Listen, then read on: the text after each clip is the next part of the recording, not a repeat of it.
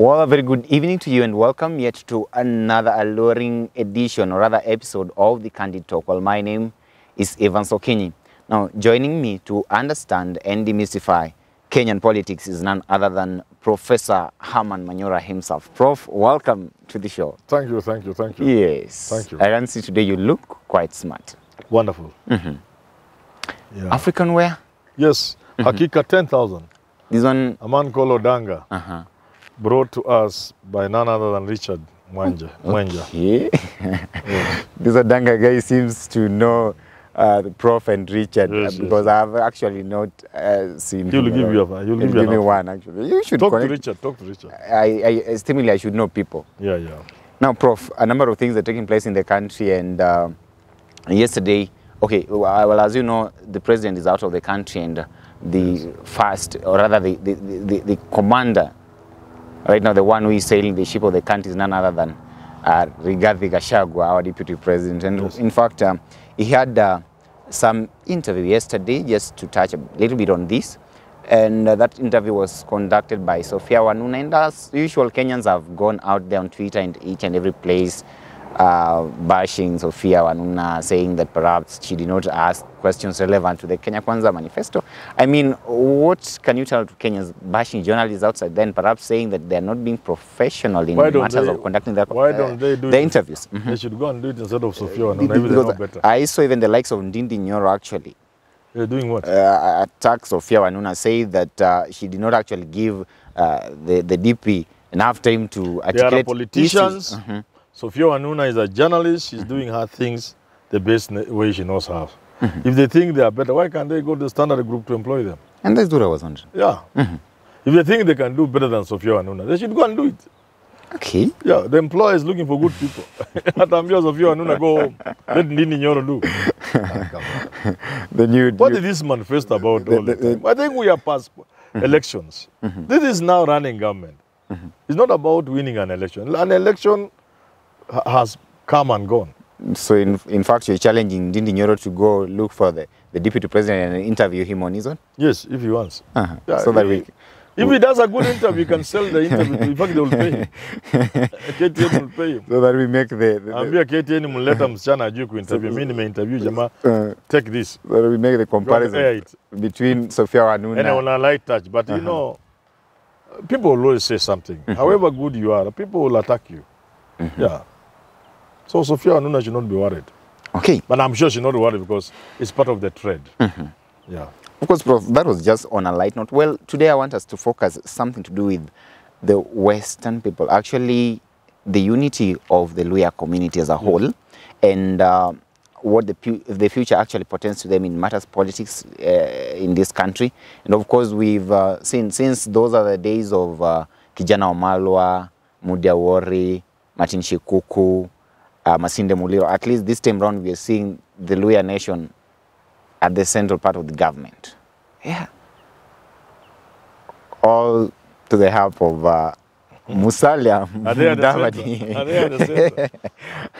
Of course, they're because surely Moses Wetangula is the Speaker of the National Assembly. Being Speaker doesn't make you the center of and he says, actually, I saw it yesterday here, now that the president is out of the country, attending the Queen's... He's number 2 now. Yeah, he's number 2. He's number 2 in the Who country. said that? That is what he said. That's what Wetangula said. No, that can't be him. Number 2 how? Obviously. You know you can even be deputy president, but you are not in government. Yeah. That was Ruto's case there. Nobody. Yeah. How is that? Make me understand. How can you be at the center of government means you have some influence. You don't get influence merely because you are Speaker of the National Assembly or Speaker of Senate or even deputy president for that matter. That's not how politics works. Do you now? There are people very far there, but they have influence in government. There may be people like Sudi could have more influence than Wetangula. What do you mean? Yeah, that's how politics works everywhere in the world. Yeah. Prof, do you take Yeah, we have people like Reagan. When Nancy, the wife, speaks, that's the end of the story. Stop. Nothing else works. What she has said is what the Reagan will do. Now we had deputy president like Vice President Dick Cheney or somebody. He was on running government during time of Bush. So, but they have other vice presidents, they are just there to say, sir. So, Now, Prof, tell me, the president is out, and then if the deputy president also gets out, let's say perhaps that was if that happened actually, then who would be in charge of the country? under normal circumstances, both of them are not supposed to be out of the country. Under normal circumstances. And that is why I said suppose. Yeah. It's also the same that under normal circumstances, they are not supposed to travel in the same equipment. Not in the same vehicle, not in the same plane, not in the same anything. So if the president was not there and the vice president was not there, maybe they would designate somebody. I don't know. I don't know what the Constitution says about it. Why are you running from? No, I'm not sure. From this Moses Wetangula. No, Moses Wetangula, again, people get confused. The president can vacate office midstream. Death, impeachment, resignation, incapacity. So what are we giving ourselves in our Constitution? The deputy president takes over and completes the term of the president. You know? If it is less than half already done, it is considered as a full term, and so on and so forth. But we have said, supposing the unlikely happened, and both of them say, perished, or resigned, or ran out of the country, or when the president is not there, either death, resignation, impeachment, incapacity, the deputy president says, me apana. Me, I don't want. It has happened elsewhere. Me, I don't want. What happens? Then the Speaker of the National Assembly takes over for a specified period of time during which an election must be held. I think it's 90 days. I can't remember. It used to be 90 days, Vice President. I think now it's still 90 days, during which elections must be held. So to that extent, the Speaker then considers himself number 3. Only in the event of death, vacancy in the office of the President, and either the Deputy President is not there or is unwilling to fill, then the Speaker steps in for a specified period of time, and the elections must be held. He doesn't continue with the term. So then you can call him number 3, only to that extent. Prof, okay, anyway, that is fine. But Prof, I talked to you a number of times here before the elections. Yes. Before the elections, and I think we addressed a number of issues actually pertaining to Western politics.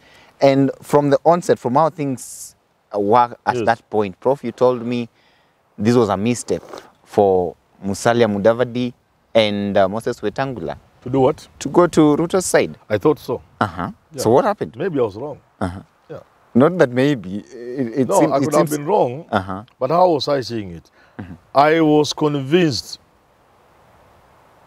then that Raila was going to win. And then that would have spelled doom for them. They took the gamble and it paid off for them. Yeah, that's all. It's not the way you can explain it.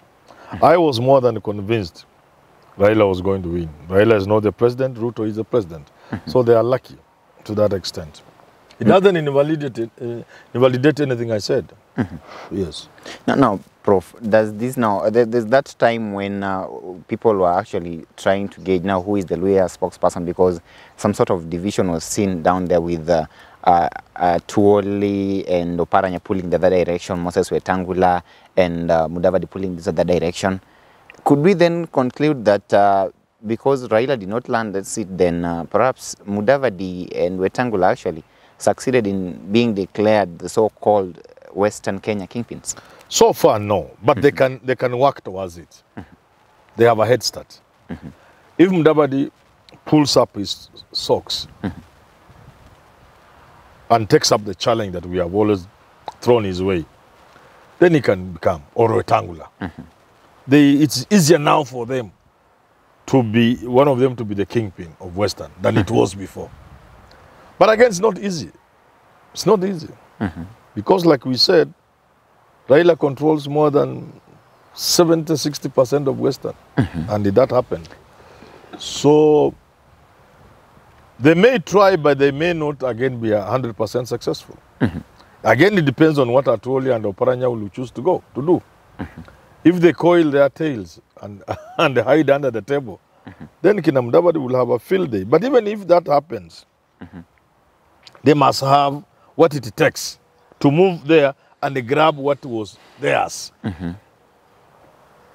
Luya leadership was always there for Mudavadi, except he never took it. This is another chance thrown his way. Will he take it? No, Prof. Talking about Luya leadership, the other time I listened to Wycliffe Ambetsa Oparanya speak, and he actually said that with him is not concerned with the community leadership or anything of that kind. Is concerned with the national leadership. And this debate is going on as to who is more influential between the duo and the duo. Of course, the other side, Atwoli claims not to be political, though he is actually. But then here is Wycliffe Ambetsa Oparanya, who is saying that for the Luya community to be united and perhaps the top seat up there, then they should actually bring in the Luo community as well and inherit that rich vote region. At the same time, Wetangula is saying that the problem to the Luya unity is none other than Raila Amolo Odinga, and he wants him taken out of that point. How? So, who is telling us what? You know, these things are not as easy as any of them is saying. You know, Raila is a darling to many people in Western. It doesn't mean he will be there forever. It means when he's there, to upstage him is not easy. To many Luyas, Raila is their leader, their political leader. But an opportunity has presented itself where Raila has been defeated, so to speak, if you wish. The Oparanyas and the Atwolis have been vanquished. And these guys can move and occupy the space. If they can, they have to. The question is, do they have what it takes to occupy? Because it's not the first time the chance for Mudavadi to be the kingpin. In fact, it was declared by none other than Atwoli. And crowned as the leader of the Luya in a very expensive undertaking sponsored by Atwoli. But he never used it. So will he use it? That is the question now. Will Mudavadi grab the chance now and stamp his authority as the leader of the Luya nation? Or will he wait for Sakaja to take over if Sakaja is a Luya? Why are you saying if Sakaja is a Luya? Prof. I've heard people talking whether he's Luya or not. I don't know. All I know is a good man. So, Prof, the community, the Luya community being the largest, I'm being told that it's actually the largest behind the Gema community here. Yes. And the community is actually eyeing the presidency. Now, which trick would actually surface, or rather would help them go the Oparanya way of making sure that they inherit the Raila vote region of Luoland and perhaps the entire nation, or alienate Raila and his entire community and go the other way around? Because it's like Oparanya is saying that let's bring the Luos on board and then go on as the entire Western bloc.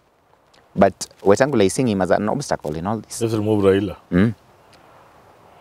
Let them try. Let Oparanya try his way. Let Wetangula try, but I think both will not work. What will work for the Luyas is when a Luya man or woman comes ambaye atajaa kwa macho ya Waluya. When Ruto came, nobody crowned him just like that. Oh, now we are talking about what? He occupied that space effectively. Can we have a Luya to occupy the leadership effectively? That's what matters. If they occupy the space effectively, the rest is simple. As to whether they'll work with Luos or Kalenjin or Kikuyu, that will come later. But for now, we need a Luya to occupy the Luya leadership effectively. Now, Prof, as things stand right now, actually, those who are being looked forward to in terms of leadership in Western Kenya, let me talk of those in government. We have Moses Wetangula already as the National Assembly Speaker. Yes. And then we have Mr. Moses Mudavadi, or Musalia Mudavadi. Moses was his father, actually. So my question is this: there is that actually sibling rivalry that is being witness between the two, like, because we cannot actually have all of them go on board, and there is that aspect of now Wetangula being assumed the third in command, and then we're also being told here that Mudavadi is likely to become the so-called chief cabinet. Yeah, actually. Both positions are weighty. They have weight. They have influence. It depends between Mudavadi and Wetangula. Who will occupy that space? I'm telling you, the space is there, it's empty. Who will occupy it? Mudavadi has everything, all boxes ticked, except he's not a politician. He doesn't want to be like a politician. He doesn't have the fight in him. He doesn't have fire in the belly. So Wetangula has that. Wetangula is a politician, he's crafty. Intelligent, crafty, and a serious politician. What Wetangula doesn't have are the resources. So if Wetangula has the resources, got the resources, he will upstage Mudavadi without any doubt. Yeah. So you think, and he comes from the most populous Luhya subclan, the Bukusu, who are almost half the population of the Luhyas. So you think that it's actually possible for Wetangula to upstage Raila, upstage Mudavadi, and all this, and emerge the Western Kenya kingpin? I'm just in Western. I'm saying among the Luhyas, there is space that has not been occupied. From the days of Masinde Muliro, after Masinde Muliro, after Amalwa Kijana, Moses Mudavadi, we have not had somebody. Prof, you've told me that the mantle was given to Mudavadi by Atwoli in a ceremony that was actually organized by Atwoli, the so-called coronation. At the same time, right now you're saying here that due to his nature, perhaps he may be upstaged by Wetangula? Yes. So could we be witnessing a situation whereby the entire community is now diverting attention all the way from Mudavadi to Moses Wetangula? Please let me repeat this for the last time. Luhya leadership is vacant. Power above vacuum. It is vacant. And the people now with a head start are Wetangula and Mudavadi because now they are in government. They have a head start over Oparanya and the rest. Can any one of them move and effectively become the Luhya leader? That's something they should be able to do. With an eye to the presidency. Yes. Because that is what the community is eyeing. That is what they are young people. Any of them can become president in 10, 15 years. After how many years? Even 5, who tells you, or even less. Ruto Kumi. No, who tells you Ruto will finish 10? Ruto can finish 2 and he goes home. He can finish 5 and he is moved in 2027. Okay, now I believe that's a very good point to wrap up this conversation, well, Prof, and allow me to kindly remind you to subscribe to our main channel here at Herman Manyora. And Prof, tell us something about Let's Talk Love. Let's Talk Love is about looking at the issues that divide families. And I'm arguing where there's love, however difficult the situation is, whether there's no child in the family, or the man is more educated than the woman, or anything else for that matter. We'll be looking at all those things. Okay. Yes. Well, please tune into our conversations coming in. Richard Mwenje with Business Glide, Jadel Kabiro with Jadel Kabiro Live, and all these other programs that will be airing to you here on Herman Manyora's YouTube channel. Well, until we meet next time, I've been your host, Evans Okenyi.